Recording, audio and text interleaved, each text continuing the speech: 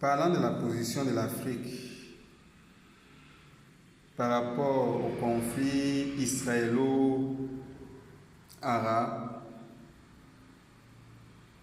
je pourrais dire qu'elle devrait être juste et impartiale. Juifs et Arabes sont tous fils du continent africain.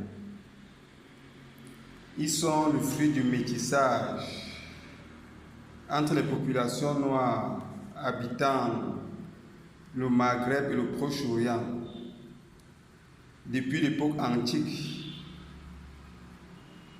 et des envahisseurs qui sont venus les coloniser.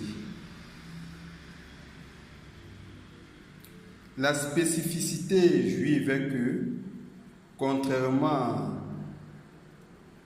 aux autres nations arabes, elle a préservé l'identité culturelle africaine qui se reflète à travers le judaïsme. Honnêtement, si on étudie le judaïsme, on retrouve comme un reflet des traditions négro-africaines.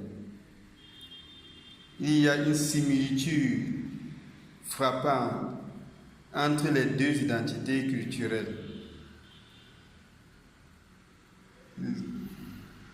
Laissant croire à une conservation étonnante à travers les âges de l'identité culturelle négro-africaine juive. Et c'est cette préservation de l'identité culturelle des sangs négro-africaines juives à travers le judaïsme qui a permis d'émanciper et de reciviliser moralement le Maghreb et le Proche-Orient autant que possible à travers l'islam. Le rapport du judaïsme ou de la nation juive à l'Afrique noire est très ancien et très riche en termes d'apport mutuel. Le judaïsme s'est structurellement et culturellement forgé au cœur de l'Afrique noire. Moïse a appris les fondamentaux de la science administrative et politique auprès du pharaon égyptien. Et de là, il a bâti le socle culturel de l'identité juive.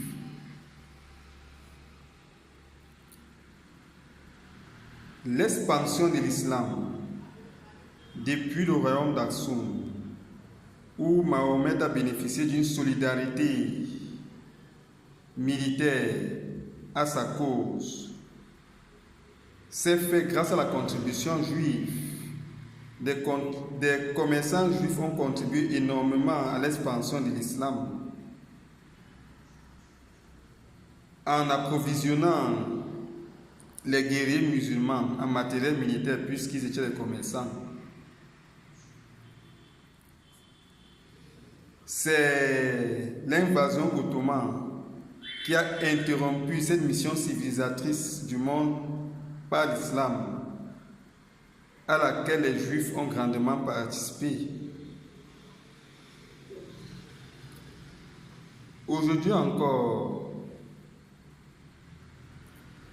les relations que l'État d'Israël entretient avec les pays qui le souhaitent sont d'une sincérité incontestable. Le pays auquel j'appartiens en Afrique, au fond du golfe de Guinée, pourrait en témoigner. L'État d'Israël participe à la formation de nos forces de défense et notre souveraineté politique, dont le socle sécuritaire est dû en grande part à la solidarité sincère de l'État d'Israël.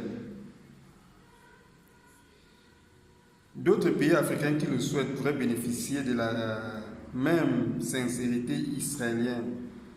dans le cadre des accords bilatéraux.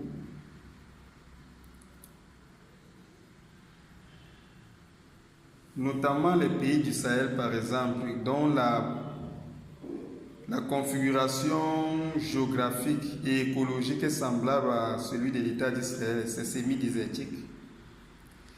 Ce sont des États musulmans qui sont agressés par des formes de culture païenne qui se déguisent sous un prétexte de revendications islamiques, qui pourtant agressent les pays musulmans.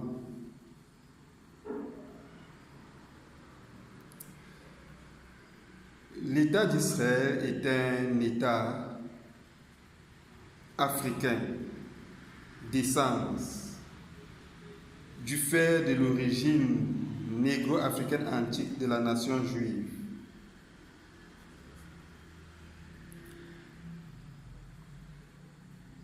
Bien qu'il soit aujourd'hui métissé et ait un teint éclairci tel qu'on peut le constater actuellement,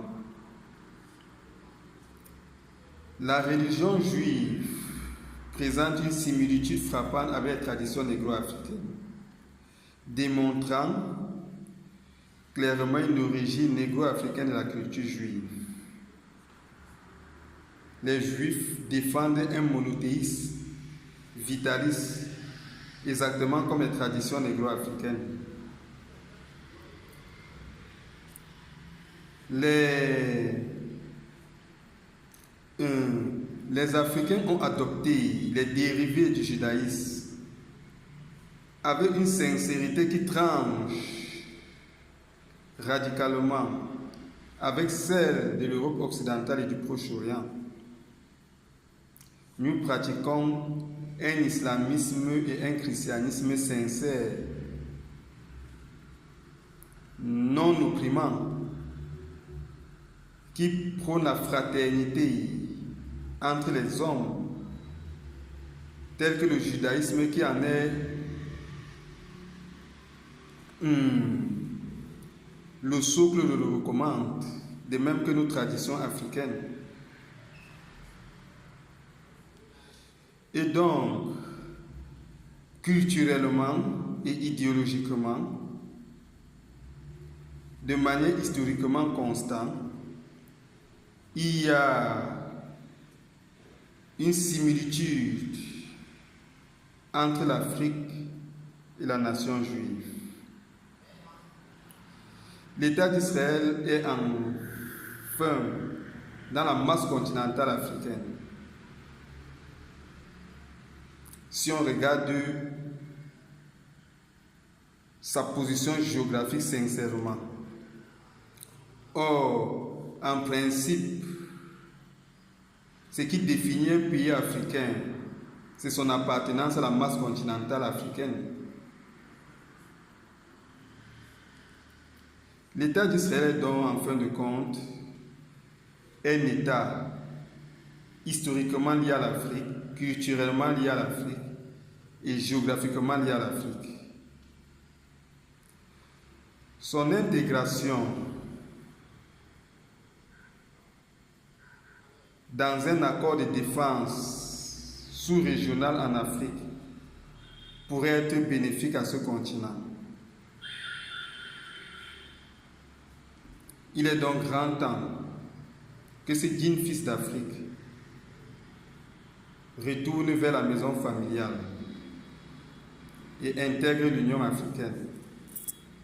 Et alors l'Afrique serait sans doute au moins la troisième puissance militaire au monde, autant pour moi. Et cela sera capital en vue de garantir sa sécurité face aux menaces sécuritaires dont elle est victime depuis plusieurs millénaires aujourd'hui.